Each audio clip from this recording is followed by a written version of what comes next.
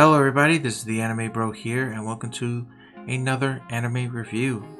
With me is my special guest, my bro. What's up?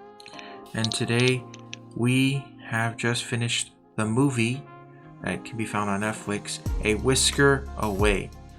Now, to be honest, this is one of the very few movies I have seen, so I don't really enjoy watching movies. I prefer watching TV shows. And a basic summary of this anime movie is that this girl named so-and-so, I am terrible with names, has this mask that turns her into a cat. And with this power, she decides to hang out with this boy that she really likes and tries to spend her time with him as much as she can. And that's the basic summary of the story. So now that we're beginning this, what are your thoughts on the story?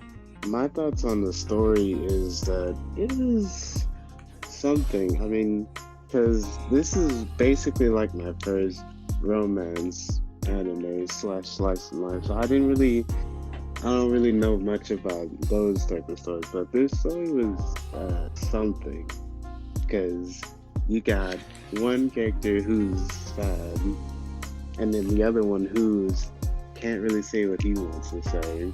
Then you got a fat cat making deals with humans. Yeah, it's quite a weird story. It's like, I feel like it's part sci-fi because of the magic, but It's fantasy. I don't know. Sci-fi has nothing to do with magic. Oh yeah, fantasy. Don't know how I keep getting it mixed up. I don't know either. Science is in its name. But yeah, I kind of do agree with you. Well, as your take as a person who doesn't watch romance, I kind of do understand, like, if you think it was alright. But to me, I don't think it was that good of a story. Like a harem anime that we did with the Blade dance review. I don't even remember its name. But basically, just like a harem, the important part of a romance is the characters, because that's the main focus of the story, is the characters themselves. And when watching this, the one thing I kind of do think about all the time is the characters. The world is basically just normal Japan, but with spirits and whatnot. And I think the one thing I'm kind of did upset about was that we didn't get into this like fantasy setting, like major fantasy setting, like world building and whatnot, until the very end, like where it was basically like Act 3 is when we started to see like the actual fantasy world, because the only time we actually had fantasy elements inside this story was with the big fat cat mask seller person, which was very disappointing, because it would have been cool to actually have all this new fantasy world building and whatnot. It's no Spirit Away, I could say that. I think that's what it was trying to do, especially in the title. It's called A Whisker Away. So, yeah. As a story, it wasn't really something I was interested in. Well, we'll get into the characters now. So, what's your thoughts on the characters? My thoughts on the characters. I think all the characters were. In my opinion, they had their own pros and cons. But the girl main character, she had a bad life at home, but it wasn't too bad. But she seemed to take it out on her family, and then she would act a different way at home. But when she goes to school and meets the male main character, she acts completely different. Yeah. And then the male main character, he acts the same way he does at home and at school, but he acts more closed off to everyone at school though, except for that one friend. Yeah, that's true. The one thing I gotta say about the characters was I didn't like the romance in this, like the two characters, the falling in love, because the girl didn't talk to him until she actually did turn into a cat. And it was like she thought it was like love at first sight, but honestly, she didn't try to build up this thing with him. She just went full on crazy and said, "I'm in love with you." And even when she was in her human form, she went and tried to show affection when the guy didn't even know her. Like, he knew nothing about her and whatnot. And it would have been better if, like, while she spent time with as a cat, she tried to do it as a human as well. That way it grew.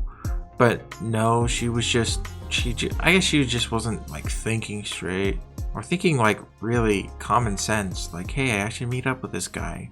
She was just like, hey, I meet up with a cat, so maybe I could just do it as a human.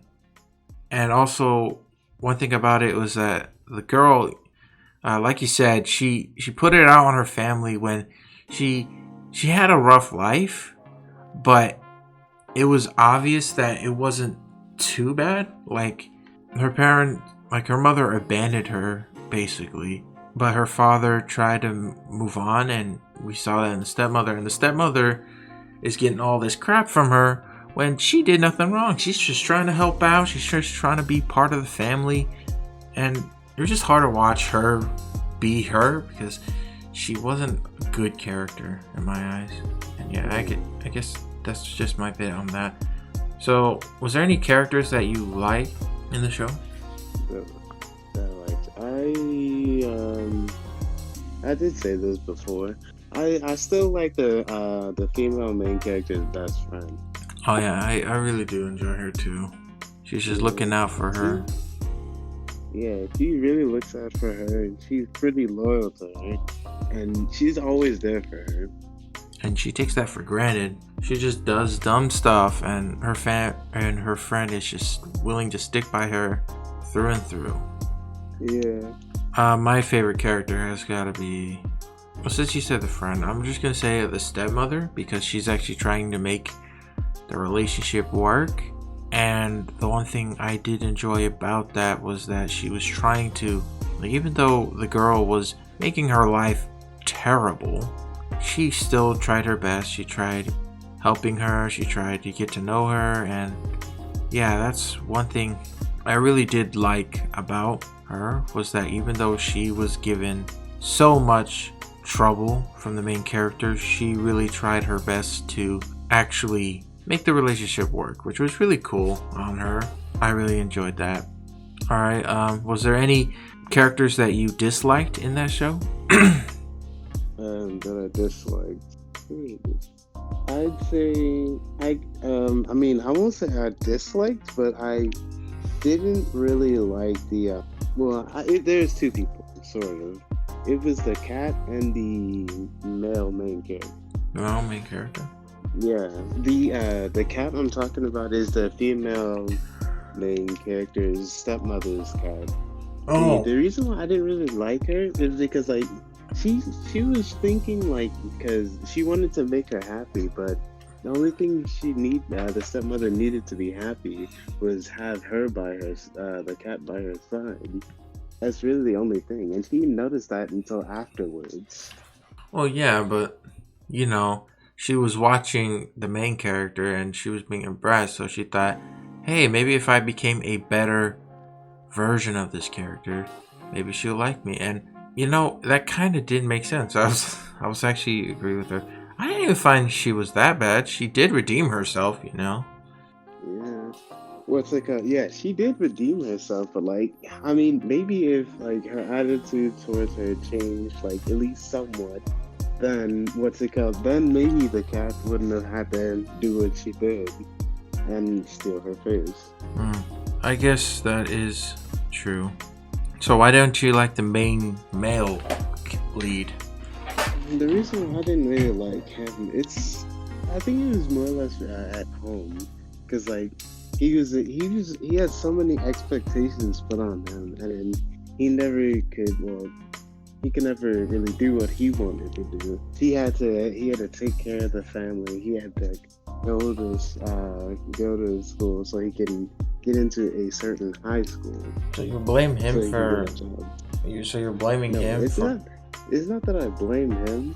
It's just that he could never say what he wanted to say, and it took majority of the whole thing for him to be able to do that. He couldn't say what he wanted to say until the end. Well, because, you know, he was trying to build up his courage, you know.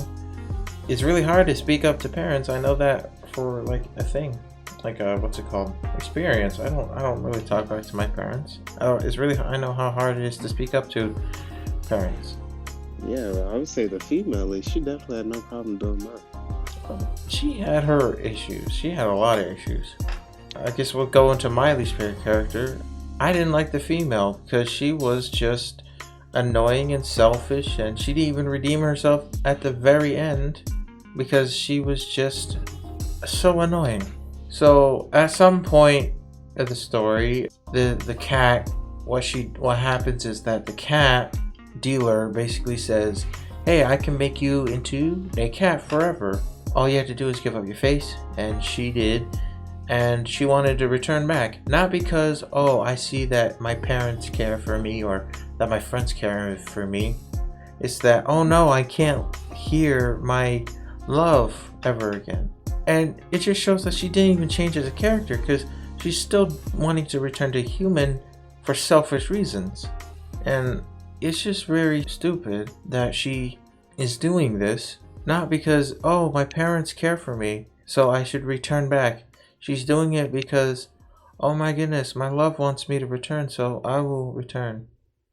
And it's just, she's not very likable in my eyes. I mean, cause like, for her, she didn't really care about anything until he showed up. So to her, he's like the light in her world. That's her, that's more or less, I guess that's the only reason why she tries to have him like revolve around her. She revolves around him. I would understand that if no one was looking out for her, but parents were looking out for her, her neighbors were looking out for her. She just was trying to be like, you know what, no one cares about me. But no, she just didn't see that, and even then, when she saw that, she was like, I still don't care about them. And yeah, that's why she's my least favorite character. Alright, I guess we'll go into the final bit. So, to you, is this movie rewatchable? Probably not. Can you want to give your thoughts? Like, why? Like I said, this is my first romance slash slice of life, and a little bit of fantasy on the side. I didn't really think it was all too bad, considering it was the first one I watched, and I thought it was decent, but I mean, I don't know if I'd rewatch it though. Yeah, I'm the same with you here. It's not bad as a concept, but it's just how the characters are played out is very not good, and there are a lot of better shows that do this.